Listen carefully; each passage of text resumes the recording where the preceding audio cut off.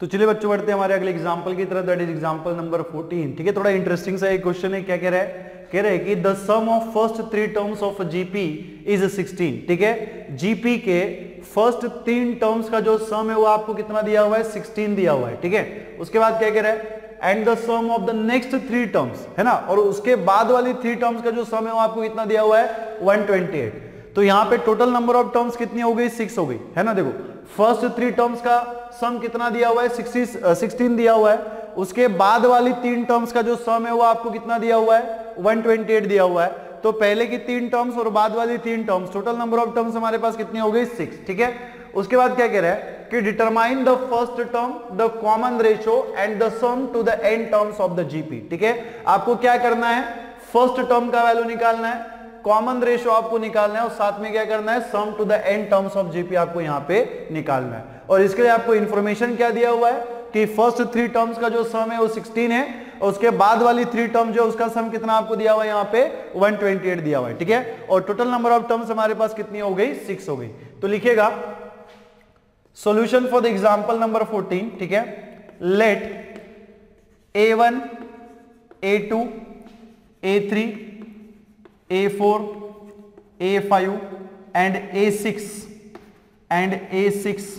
be the, ठीक है, be the first 6 terms, ठीक है, first 6 terms, ठीक है, first 6 terms of GP। Now यहां पे देखो, अकॉर्डिंग टू द क्वेश्चन आपको सम ऑफ फर्स्ट 3 टर्म्स कितना दिया हुआ है? जीपी दिया, sorry, sum of first 3 terms of the GP आपको कितना दिया हुआ है? 16 दिया हुआ है। मतलब a1 a2 प्लस a3 इन 3 टर्म्स का सम आपको कितना दिया हुआ है? 16 दिया हुआ है। ठीक है, so according to the question, ठीक है, अकॉर्डिंग टू क्वेश्चन, ठीक है, अकॉर्डिंग टू द क्वेश्चन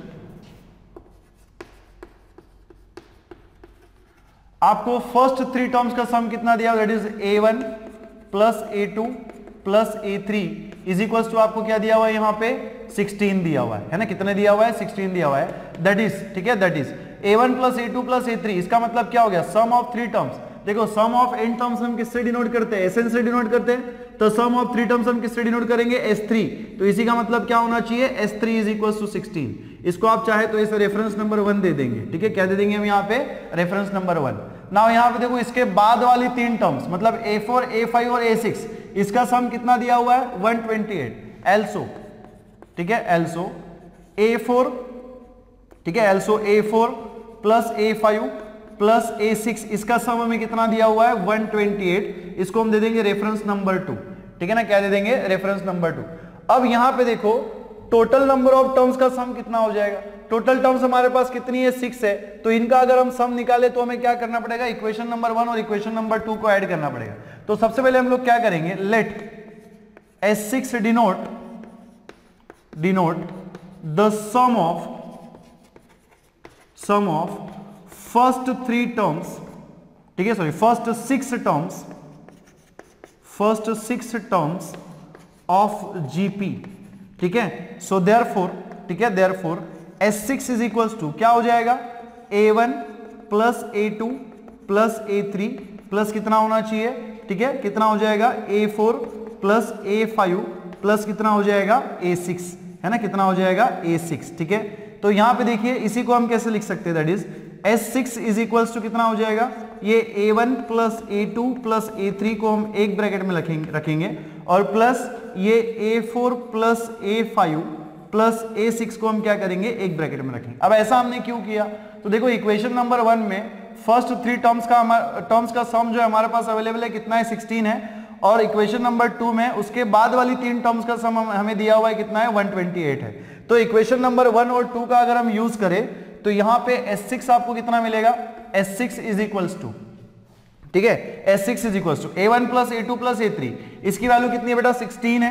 तो ये कितना हो जाएगा? 16 प्लस, और यहां पे देखो a4 plus a5 plus a6, इसका वैल्यू कितना है? 128, है ना, कितना है? 128। इन दोनों को अगर आप ऐड करेंगे तो S6 इज इक्वल्स टू आपको कितना मिलेगा? 144, है ना, कितना मिलेगा आपको? 144 मिलेगा। ठीक है ना। तो यहाँ पे S6 की वैल्यू आपको कितनी मिली 144, मतलब फर्स्ट 6 टर्म्स का सम जीपी के आपको कितना मिला हुआ है 144 मिला हुआ है। इसको हम इक्वेशन नंबर 3 दे देंगे, है ना, इक्वेशन नंबर 3 दे देंगे।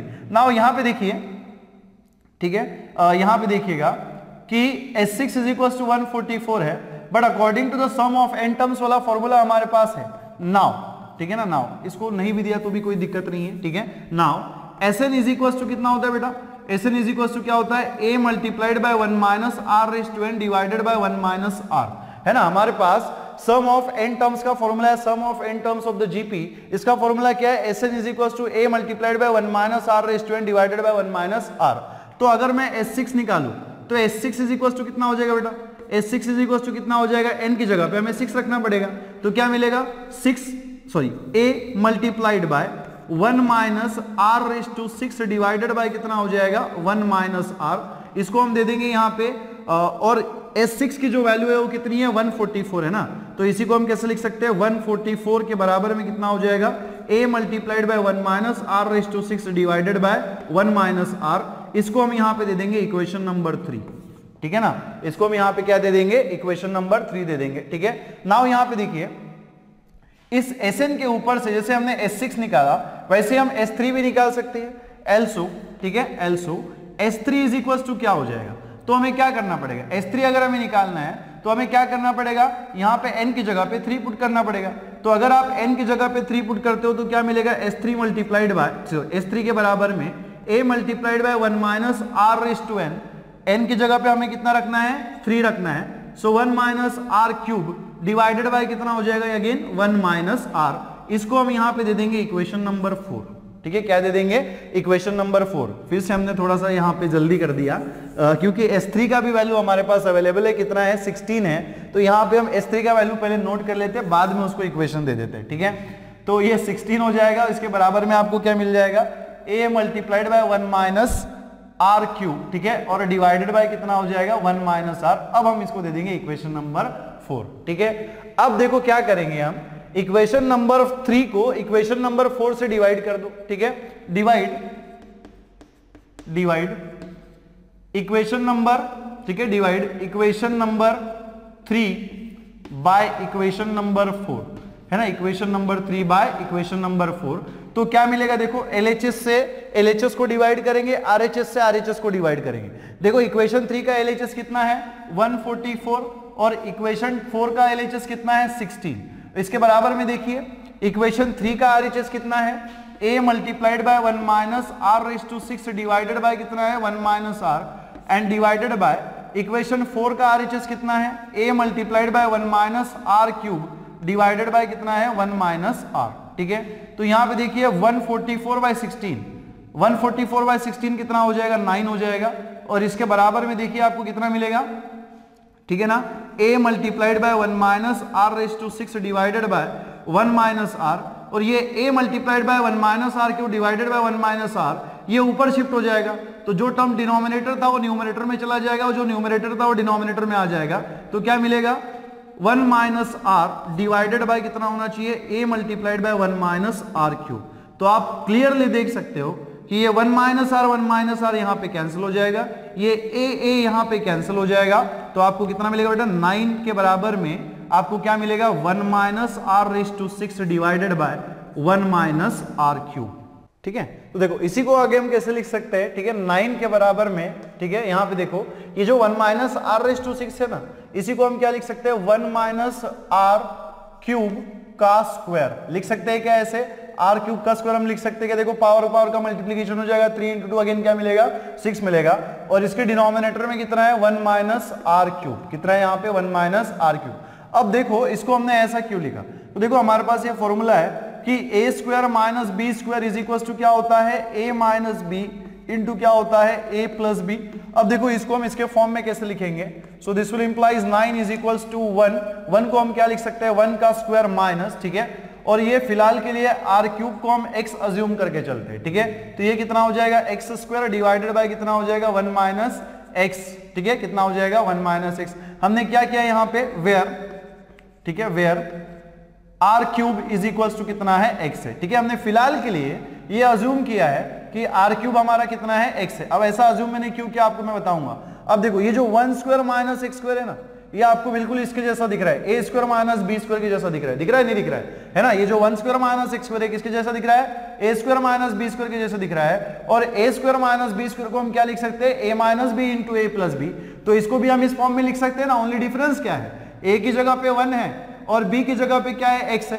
तो अकॉर्डिंग टू दिस फॉर्मूला इसको हम क्या लिख सकते हैं, 9 के बराबर में कितना हो जाएगा, 1 minus x multiplied by 1 plus x divided by कितना होना चाहिए, 1 माइनस एक्स। यहां पे देखिए 1 माइनस एक्स आपका कैंसिल हो जाएगा, तो क्या मिलेगा, 9 is equals to 1 plus x. ठीक है, 9 is equals to 1 plus x, इसी को हम क्या लिख सकते हैं, 9 माइनस 1 के बराबर में कितना हो जाएगा, x। दैट इज 9 माइनस 1 कितना हो जाएगा, 8 is equals to x। That is x is equals to कितना होना चाहिए, 8 है ना। x इज इक्वल्स टू कितना होना चाहिए, 8। But what is x, x क्या है हमारा, r cube. So this will implies r cube के बराबर में कितना हो जाएगा, 8। Since x is equals to कितना है, r क्यूब है, तो इसी को हम कैसे लिख सकते हैं, that is r is equals to आपको यहाँ पे कितना मिल जाएगा बेटा, r इज इक्वल्स टू कितना मिल जाएगा आपको यहाँ पे 2 है ना।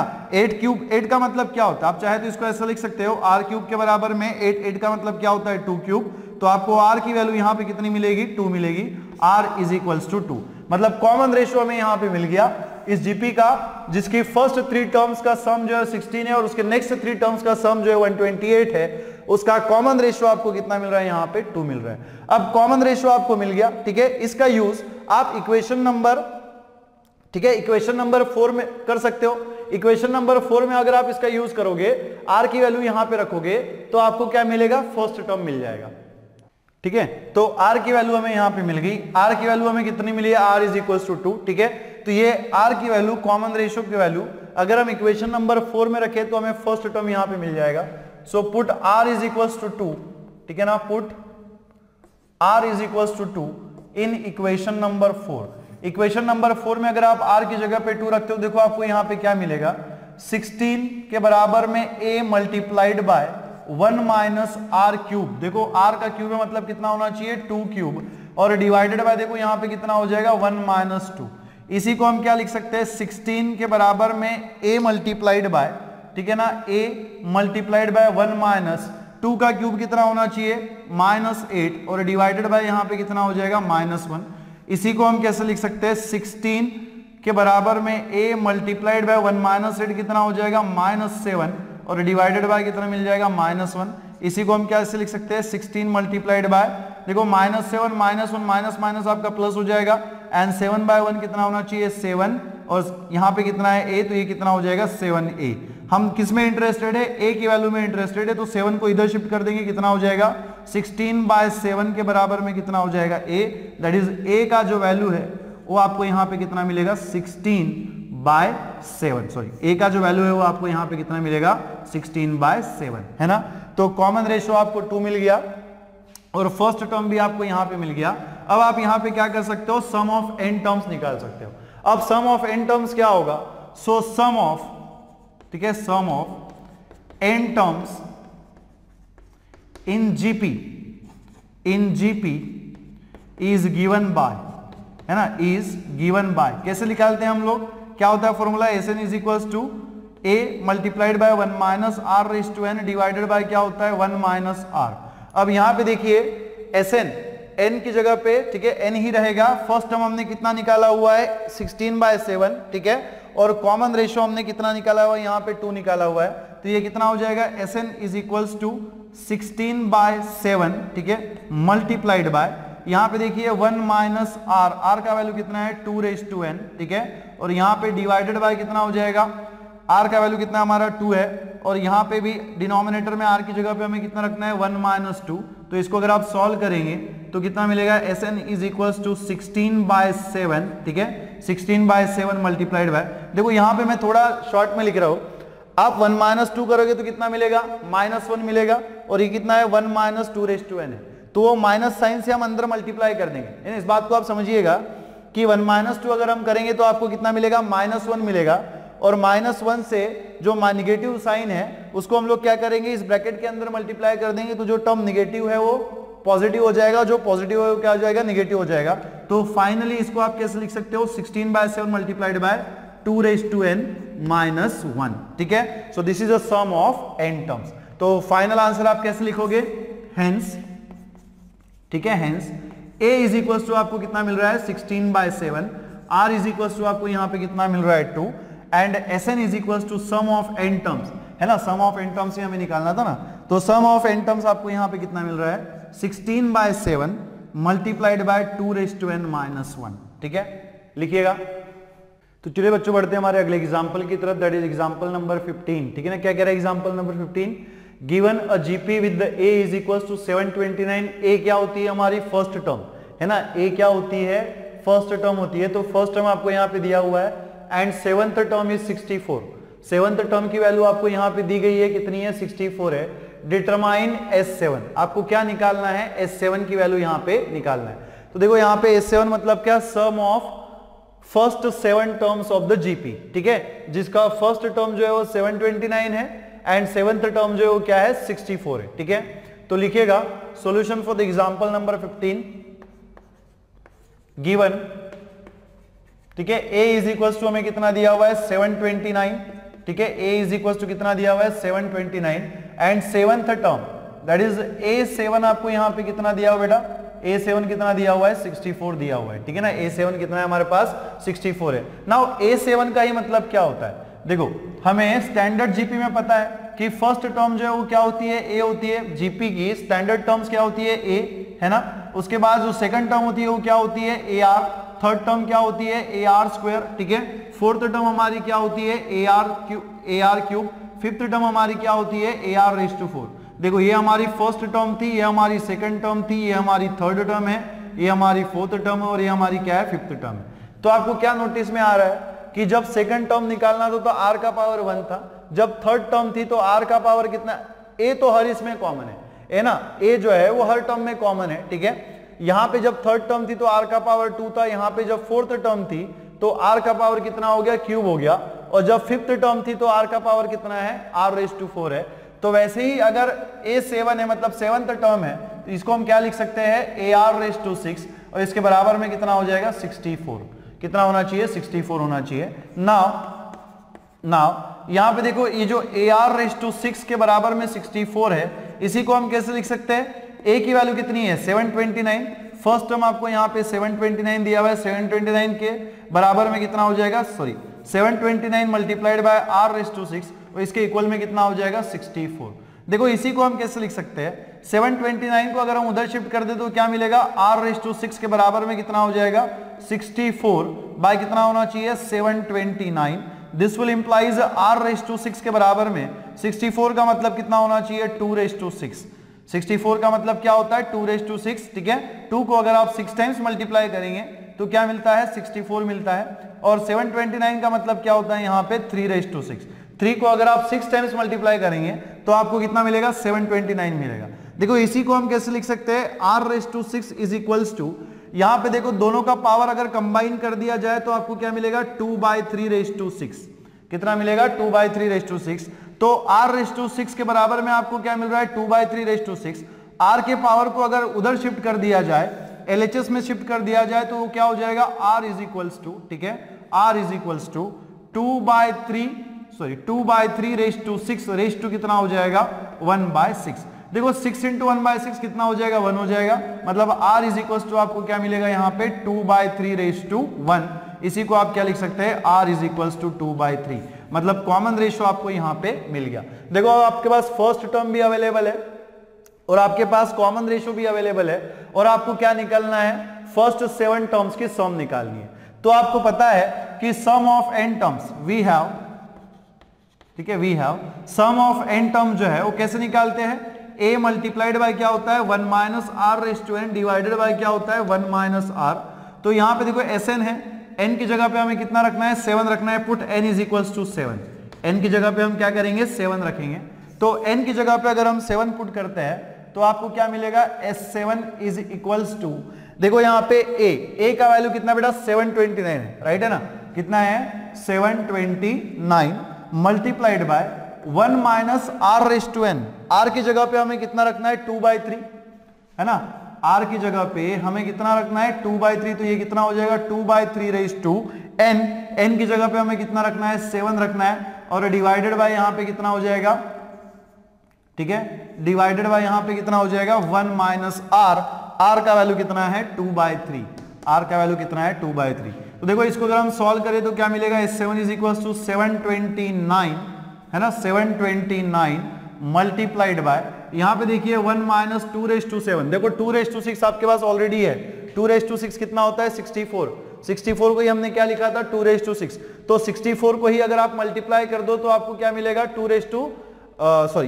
2⁻7 मिलेगा। पहले हम पावर सेपरेट कर लेते हैं, अगर आप पावर सेपरेट कर लो तो क्या मिलेगा 2⁻7 बाय कितना हो जाएगा 3⁻7, और यहाँ पे इसके डिनोमिनेटर में क्रॉस मल्टीप्लाई करो, 3 × 1 कितना हो जाएगा 3 माइनस 2 बाय कितना होना चाहिए 3 होना चाहिए। इसी को हम कैसे लिख सकते हैं, S7 के बराबर में कितना हो जाएगा 729 मल्टीप्लाइड बाय यहाँ पे देखिए 1 माइनस 2⁻7, देखो 2⁻6 हमारे पास ऑलरेडी अवेलेबल है, 2⁻6 कितना होता है 64, 64 को ही अगर आप 2 से मल्टीप्लाई कर दो तो क्या मिलेगा 2⁻7 मिलेगा। सो 2 × 4 कितना हो जाएगा 8 एंड 6 2 जा कितना होता है 12, तो कितना मिलता है 128, 2⁻7 कितना हो जाएगा 128। देन यहाँ पे देखो 3⁻7, 3⁻6 आपके पास ऑलरेडी अवेलेबल है ना, ये देखो 729 को ही हमने क्या लिखा था 3⁻6, तो इसी को अगर हम 3 से मल्टीप्लाई कर दे तो आपको किसकी वैल्यू मिलेगी 3⁻7 की वैल्यू मिलेगी। देखो 729 को अगर 3 से मल्टीप्लाई कर दिया जाए, सो 9 3 जा कितना होता है 27, 27 में से हम यहाँ पे कितना लिखेंगे 2, ठीक है, सो यहाँ पे कितना लिखेंगे 7 लिखेंगे, रिमाइंडर इज 2। देन यहाँ पे देखो 3 2 जा कितना होता है 6, 6 में हम 2 ऐड कर देंगे कितना हो जाएगा 8 हो जाएगा, एंड 7 3 जा कितना होता है 21 है ना, कितना होता है 21, और यहाँ पे डिनोमिनेटर में देखो कितना आएगा 3 माइनस 2 कितना होना चाहिए 1/3। इसी को हम कैसे लिख सकते हैं 729, और ये जो 1/3 है ऊपर शिफ्ट हो जाएगा, कितना हो जाएगा 3 मल्टीप्लाइड बाय ये 3/1 हो जाएगा, मल्टीप्लाइड बाय कितना होना चाहिए, देखो यहां पे भी हम क्रॉस मल्टीप्लाई करेंगे, 2187 × 1 कितना हो जाएगा 2187 माइनस यहां पे कितना हो जाएगा 128 डिवाइडेड बाय कितना होना चाहिए 2187 है ना, कितना हो जाएगा 2187। यहां पे देखो अगेन 3 × 729 × 3 करेंगे तो आपको क्या मिलेगा 2187 ही मिलेगा, और यहां पे मल्टीप्लाइड बाय देखो यहां पे 2187 माइनस 128 करेंगे, 7 में से अगर 8 चला जाए तो कितना बचेगा 9 बचेगा, ठीक है ना, कितना बचेगा 9 बचेगा, इसमें हम 1 ऐड कर देंगे तो ये कितना हो जाएगा 3, 8 में से 3 चला गया तो कितना बचेगा यहाँ पे 5 बचेगा, ठीक है, कितना बचेगा 1 मिनट है ना, हमने क्या किया 17 में से 8 निकाले तो कितने बचा 9 बचा, करेक्ट है, ठीक है। उसके बाद यहाँ पे देखो इसमें 1 ऐड कर दिया 3 हो गया, 8 में से 3 जाएगा कितना बचेगा 5, एंड 21 में से 1 गया तो कितना बचेगा 20, दैट इज 2059, और डिवाइडेड बाय कितना होगा 2187। तो बहुत सिंपल सी बात है, ये 2187 जो है आपका कैंसिल हो जाएगा, तो आपको यहाँ पे S7 जो है वो बेटा कितना मिलेगा 2059 इज द रिक्वायर्ड आंसर, ठीक है। सो सम ऑफ फर्स्ट 7 टर्म्स, ठीक है, जिसका फर्स्ट टर्म जो है वो 729 था एंड सेवंथ टर्म जो है 64 था, ठीक है। ऐसे जीपी के फर्स्ट 7 टर्म्स की सम हमें कितनी मिल रही है 2059, लिखिएगा। तो चलिए बच्चों बढ़ते हैं हमारे अगले एग्जाम्पल की तरफ, दैट इज एग्जाम्पल नंबर 16 है ना। क्या कह रहा है एग्जाम्पल नंबर 16, कह रहा है कि find a GP for which sum of the first 2 terms is -4 and the fifth term is 4 times the third term, ठीक है। क्या कह रहा है कि जीपी की फर्स्ट 2 टर्म्स का जो सम है वो आपको कितना दिया हुआ है -4 दिया हुआ है, ठीक है, and the fifth term is 4 times the third term, ठीक है। फिफ्थ टर्म जो है वो कैसी है 4 टाइम्स द थर्ड टर्म। तो यहां पे हमें कितनी टर्म्स के बारे में इंफॉर्मेशन दिया हुआ है, फर्स्ट 2 टर्म्स मतलब A1 A2 and A5 and A3, ठीक है। तो इसका यूज करके आपको क्या बताना है, ठीक है, जीपी निकालनी है, ठीक है। इसका जीपी जो है वो क्या होगा ये आपको बताना है, ठीक है। तो लिखिएगा solution for the example number 16। तो यहां पे देखो लेट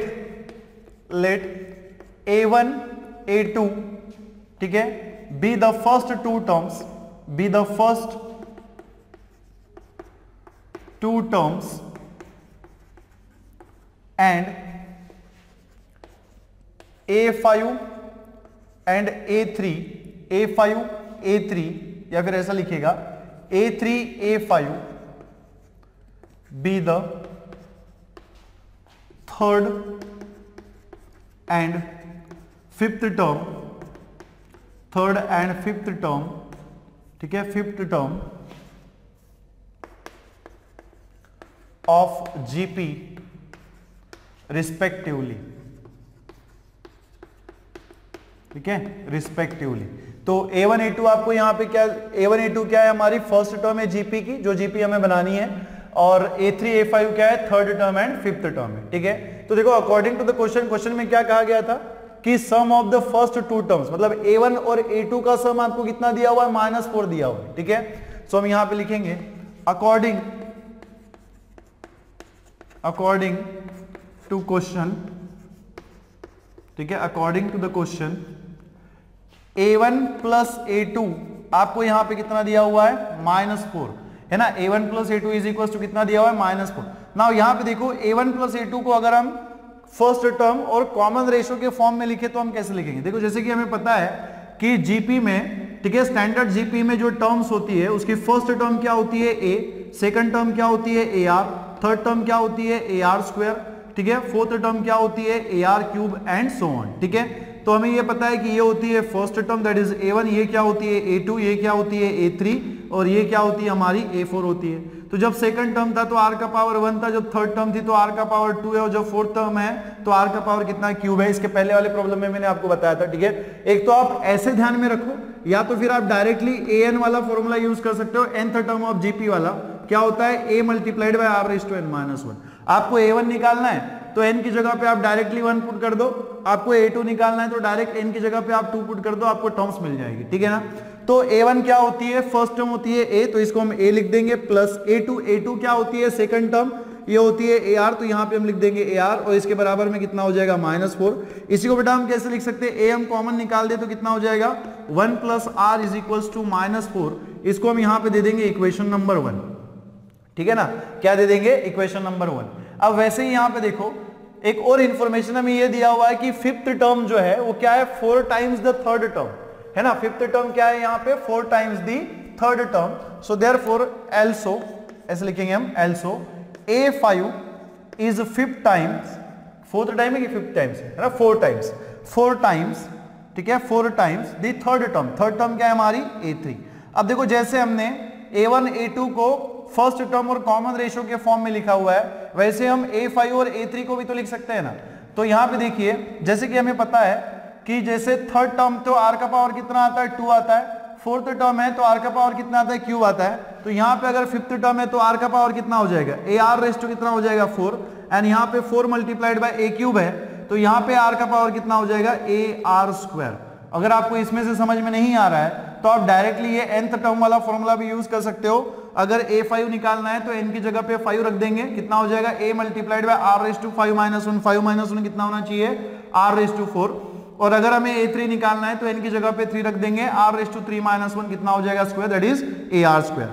अब यहाँ पे देखो इसी को हम कैसे लिख सकते हैं, ये A जो है दोनों साइड में अवेलेबल है, तो A यहाँ से कैंसिल हो जाएगा, क्या मिलेगा आपको, R रेज़ टू 4, ये जो R स्क्वायर है इसको LHS में लेके आएंगे, यहाँ पे कहाँ मल्टीप्लीकेशन में है, तो यहाँ पे LHS में आने के बाद कहाँ चला जाएगा, डिनोमिनेटर में चला जाएगा, कितना मिलेगा, R raise to 4 by R square, इसके बराबर में कितना आ जाएगा, 4। इसी को हम कैसे लिख सकते हैं, देखो R रेज़ टू 4 और डिनोमिनेटर में क्या है, R स्क्वायर, तो इस R रेज़ टू 4 में से R स्क्वायर चला जाएगा तो कितना बचेगा, R स्क्वायर के बराबर में 4, और इसी का मतलब कितना होना चाहिए, R is equals two plus minus 2। तो बेटा यहाँ पे आपको 2 कॉमन रेशियोज मिल रहे हैं, है ना, +2 और -2। तो इन दोनों कॉमन रेशियोज के लिए हमें 2 फर्स्ट टर्म भी मिलेगी, क्योंकि हमारे पास इक्वेशन नंबर 1 है, तो इसमें जो R की वैल्यू मिलेगी अकॉर्डिंगली मुझे क्या मिलेगी, A की वैल्यू मिलेगी। सो इफ, ठीक है, if R is equals to 2, ठीक है, equation number 1 will implies, equation number 1 क्या हो जाएगा, देखिएगा R की जगह पे अगर हम +2 रखे तो ये कितना हो जाएगा, A मल्टीप्लाइड बाय R की जगह पे हमें कितना रखना है, 2, सो 1 + 2 कितना हो जाएगा, ये 3, और इसके बराबर में हमें कितना मिलेगा, -4 मिलेगा। सो देयरफॉर A की जो वैल्यू है वो आपको यहाँ पे कितनी मिलेगी, -4/3, है ना। जब आप R की वैल्यू कॉमन रेशियो जो है 2 रखेंगे तो A की वैल्यू आपको कितनी मिलेगी, -4/3 मिलेगी। वैसे ही जब हम R की वैल्यू -2 रखेंगे, है ना, if we put R is equal to -2 then equation 1 will become, देखो यहाँ पे R की जगह पे -2 रखेंगे तो क्या हो जाएगा, A multiplied by 1 plus R की जगह पे कितना रखना है, -2, तो 1 - 2 कितना हो जाएगा, -1, और इसके बराबर में कितना है, -4 है। तो यहाँ पे देखिए a इंटू -1 का मतलब कितना हो गया, -a के बराबर में -4, that is -a is equal to -4। इसी का मतलब क्या होता है, a इज इक्वल टू 4। तो जब r की वैल्यू 2 रखी तो आपको कॉमन रेशियो कितना, सॉरी फर्स्ट टर्म कितना मिला, -4/3, और जब कॉमन रेशियो आपका -2 था तो आपको फर्स्ट टर्म क्या मिला, 4 मिला। अब इसका यूज करके आपको जीपी बनाना है, और जीपी में हमें पता है कि इसकी नेक्स्ट टर्म जो है, एवरी नेक्स्ट टर्म जो है कॉमन रेशियो को मल्टीप्लाई करके मिलती है ना। अगर आप जीपी के कोई भी टर्म को कॉमन रेशियो से मल्टीप्लाई कर दो तो आपको क्या मिलती है, उसकी नेक्स्ट टर्म मिलती है। तो आपको यहां पे फर्स्ट टर्म दिया हुआ है ना, इसी फर्स्ट टर्म का यूज करके आप जीपी को बना सकते हो। क्या करना पड़ेगा हमें, कॉमन रेशियो से हर टर्म को मल्टीप्लाई करते चलना पड़ेगा। कॉमन रेशियो से जब हम हर टर्म को मल्टीप्लाई करेंगे तो क्या मिलेगी हमें, उसकी नेक्स्ट टर्म मिलेगी। तो जैसे कि देखो यहां पे हम लिखेंगे, so therefore when r is equals to 2 and a is equals to -4, again I remind you यहाँ पे a क्या है, फर्स्ट टर्म है, मतलब -4/3। तो अगर आपके पास फर्स्ट टर्म है तो इसके बाद आने वाली सारी टर्म्स आप जीपी की निकाल सकते हो, कैसे, by multiplying the common ratio, ठीक है। So a is equal to -4 है, when r is equal to 2 and a is equal to -4/3, then GP is क्या होनी चाहिए, देखो फर्स्ट टर्म कितनी है, -4/3। सेकंड टर्म कैसे मिलेगी, इसी टर्म को 2 से मल्टीप्लाई कर देंगे, 2 से मल्टीप्लाई कर देंगे तो क्या हो जाएगा, -8/3। इसी टर्म को अगर हम, सेकंड टर्म को अगर हम फिर से कॉमन रेशियो से मल्टीप्लाई कर देंगे तो क्या मिलेगा, थर्ड टर्म कितना मिलेगा, -8 इंटू 2 कितना होना चाहिए, -16/3। -16/3 को अगेन 2 से मल्टीप्लाई कर देंगे तो क्या मिलेगा, -32/3 एंड सो ऑन, ठीक है। तो इस तरीके से जो है जीपी की आप टर्म्स निकाल सकते हो अगर आपके पास उसका फर्स्ट टर्म है और कॉमन रेशियो है ना। ये बात हमें पता है ना कि जीपी की every next term in the GP can be obtained by multiplying the common ratio. Each term को अगर हम कॉमन रेशियो से मल्टीप्लाई करते हैं, किसी भी टर्म को अगर हम कॉमन रेशियो से मल्टीप्लाई करते हैं जीपी में, तो हमें क्या मिलती है, उसकी नेक्स्ट टर्म मिलती है, नेक्स्ट फॉलोइंग टर्म मिलती है, ठीक है ना। अब देखो when r is equal to 2 and a is equal to -4/3 था, तो आपको जीपी क्या मिला, -4/3, -8/3, -16/3, -30/3 एंड सो ऑन, ठीक है। जब देखो यहाँ पे r की वैल्यू -2, मतलब कॉमन रेशियो आप -2 लेंगे और फर्स्ट टर्म 4 लेंगे तो आपको जीपी क्या मिलेगी। सो when r is equals to -2, ठीक है, and a is equals to 4, ठीक है, then gp is क्या मिलेगी बेटा आपको जीपी, देखो यहाँ पे फर्स्ट टर्म कितना है, 4 है, इसी को मल्टीप्लाई कर देंगे तो सेकंड टर्म मिलेगी, किससे मल्टीप्लाई करना है, -2 से मल्टीप्लाई करना है, तो कितना हो जाएगा, -8 हो जाएगा, ठीक है, कितना हो जाएगा, -8। इसी को अगर आप -8 को -2 से मल्टीप्लाई कर दो, -8 इंटू -2 कितना हो जाएगा, 16 हो जाएगा। 16 को अगर आप फिर से -2 से मल्टीप्लाई कर दोगे कितना हो जाएगा, -32 एंड सो ऑन, ठीक है। तो यहाँ पे जो जीपी की टर्म्स है वो आपको कैसे मिल रही है, अल्टरनेट मिल रही है, प्लस माइनस के फॉर्म में मिल रही है, ठीक है। आप चेक कर सकते हो कि ये जीपी है या नहीं है ना। इसके किसी भी टर्म का रेशो उसके पहले आने वाली टर्म के साथ लो, देखो आपको थ्रू आउट रेशो जो है वो कैसा मिलेगा, कॉमन मिलेगा, और कितना मिलेगा, 2 मिलेगा, और यहाँ पे भी कितना मिलेगा, -2 मिलेगा। लिखिएगा